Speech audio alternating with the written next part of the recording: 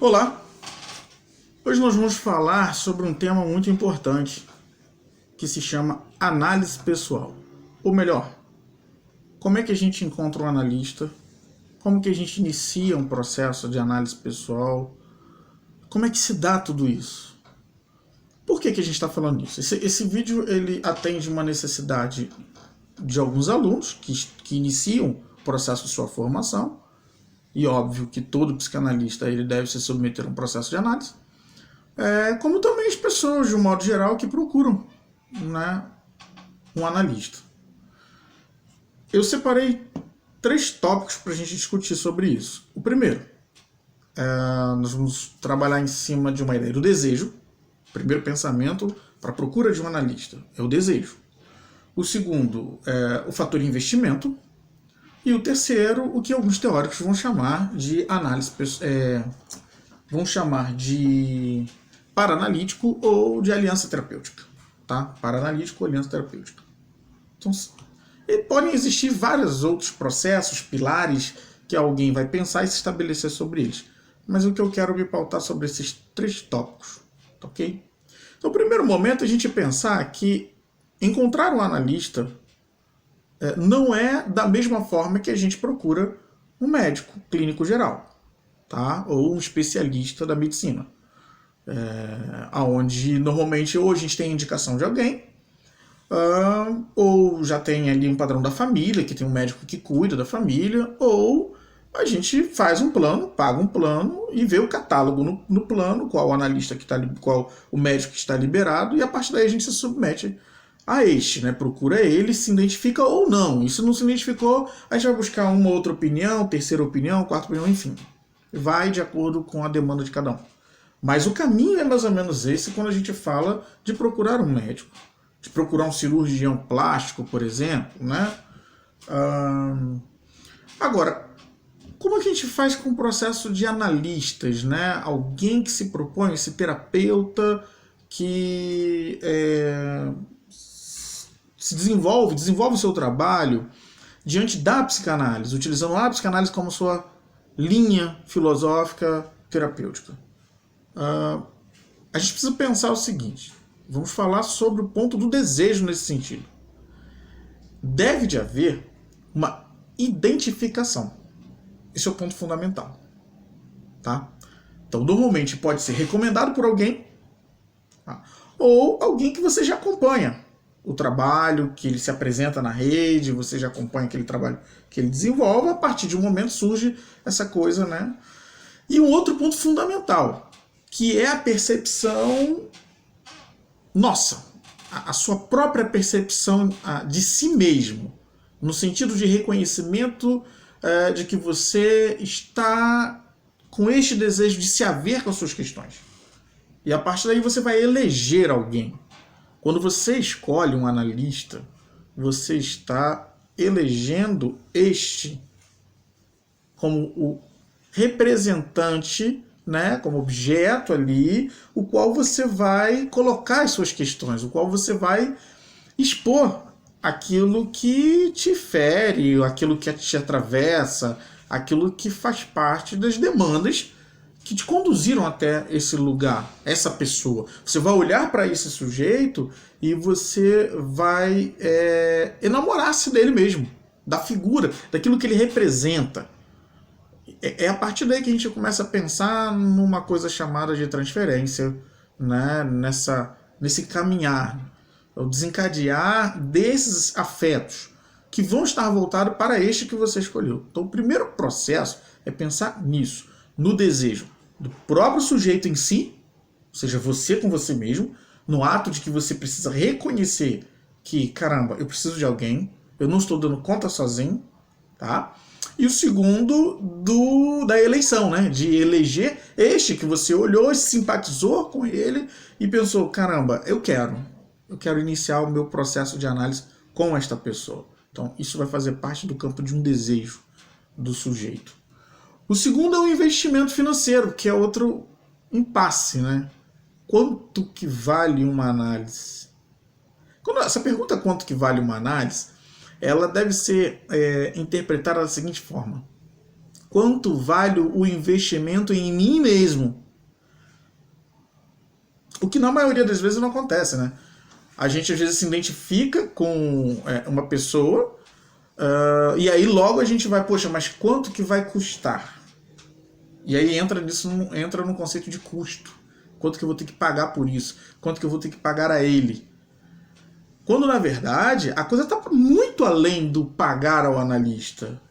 A representação que se tem nesse ato de pagar, o significado disso tudo, deve estar relacionado ao quanto que vale o investimento do seu desejo, olha o ponto do desejo voltando, do seu desejo, do seu reconhecimento em si mesmo e nesta relação que você vai fazer com este, que você está nomeando, que você está escolhendo. Então a gente precisa ter muito cuidado, a gente precisa estar atento a essas questões.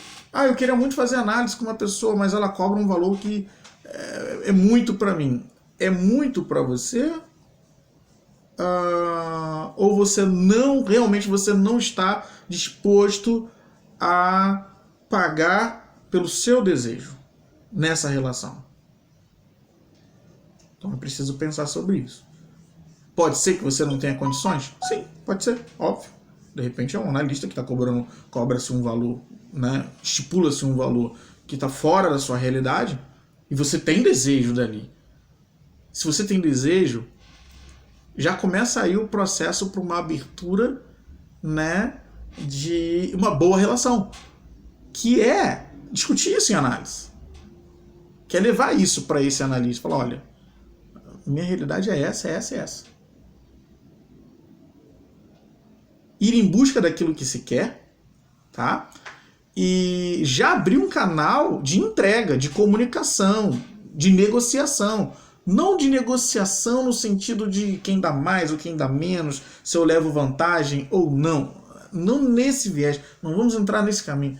Vamos pensar naquilo que se refere ao seu desejo em você mesmo e neste que você está elegendo. Esse é um dos pontos fundamentais para a gente pensar quando a gente fala de investimento na análise. Porque há um investimento em mim enquanto sujeito, das minhas demandas, naquilo que eu quero expor, naquilo que eu preciso tratar, naquilo que eu preciso compreender e que eu elegi o analista tal para isso. Diante de quê? Diante do percurso dele, diante daquilo que ele está apresentando enquanto analista e das implicações que vão surgindo ao longo do processo de análise. E o terceiro ponto é esse conceito que chamam de para-analítico e de aliança terapêutica, que seria a ideia do melhor analista para o melhor analisando. Seria um enamoramento, seria a própria transferência estabelecida nessa relação, no sentido de uma confiança, no sentido de que eu consigo me entregar parcialmente, porque a gente nunca se entrega por inteiro a ninguém, né? Mas eu consigo administrar esse processo de diálogo, de entrega, no qual eu coloco a expectativa neste outro de me ajudar a atravessar esse caminho. Mesmo que este gradativamente vai conduzir a coisa ao ponto de que eu vou me desfazendo dessa imagem que tem esse analista e vou passando talvez ser analista de mim mesmo. Mas é fundamental que isso aconteça. Então fica aí a dica, tá? Para que a gente esteja bastante atento a essa movimentação de um processo de análise, a como que eu vou encontrar esse meu analista. É fundamental que nessa sua escolha, esse que se propõe a ser analista, que ele comprove o percurso que ele tem, que ele tenha uma vida de uma formação contínua.